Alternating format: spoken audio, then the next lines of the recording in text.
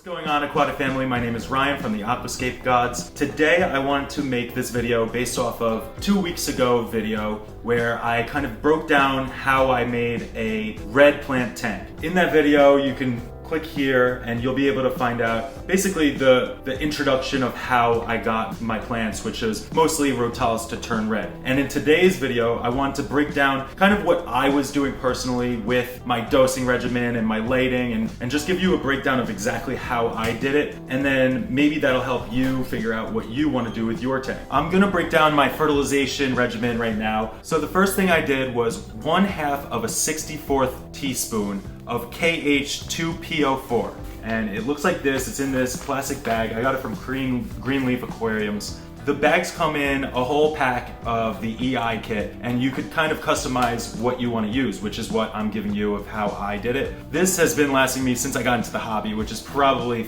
3 years ago, so I still have a ton left. It's gonna last you forever. The second thing I did was I used 1/4 of a 64th teaspoon. So you're using barely anything, and this is of the K2SO4, and that looks like this powder as well. The third and final thing, well, really the third and fourth thing, is I use Flourish Trace and Flourish Iron. Both of these put together, I think it's better than using Plantex, which is what comes with that group of EI method powders. I really like this. I think these are better quality. I think they're better in general. There was no other fertilization in that tank. There's only sand, so the substrate was inert. There was nothing else that's feeding the roots, and I don't believe that you necessarily need to have soil in a tank. Depending on what you want to use, sometimes you're gonna want to use it to help out with everything, but it's definitely not needed. I think I've proved that with my last probably 7-8 tanks. I barely ever use aqua soil. Now I'm starting to use it again just because it makes my life a little bit easier. Another thing I wanted to talk to you about was the lighting.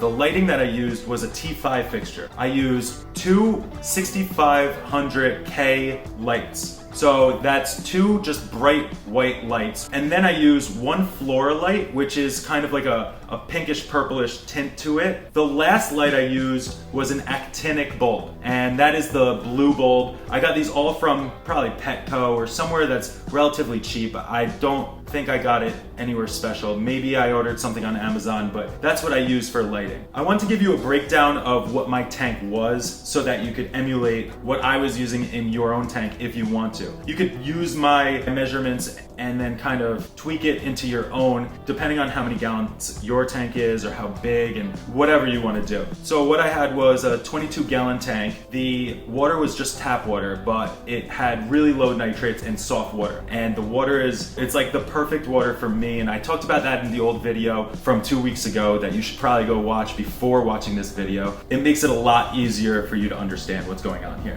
The last thing I want to talk to you about was maintenance, what I did for maintenance. Besides trimming to get this type of a bush, and that's for a future video just because it's so complicated, I can make a 30-minute long video on it. It's pretty easy, but also I can break it down a lot easier for you. The last thing I want to do is maintenance of water changes and how often I did it. I did it once every 2, 3, 4 days, really. At first, I started off by doing it once every 2 days. So I did a water change, I added my fertilizers after my water change, and then the next day I would hang out, do nothing with it. The next day after that following, I would do my water change and then add those fertilizers again. But remember, you're not wasting so many fertilizers because you're barely using any of this powder. You're using a half or a quarter of a 64th teaspoon, which is so minuscule that it barely even matters. As time went on, I definitely started to do it a lot less. I would do a water change every 3, 4 days, and then after a while, you could do a water change once every week, and it probably won't make too much of a difference. If you start seeing deficiencies, or if you're getting a little bit of algae that's visible and you can start seeing something going wrong, you can start going back and doing more water changes and doing overall maintenance more. But I like to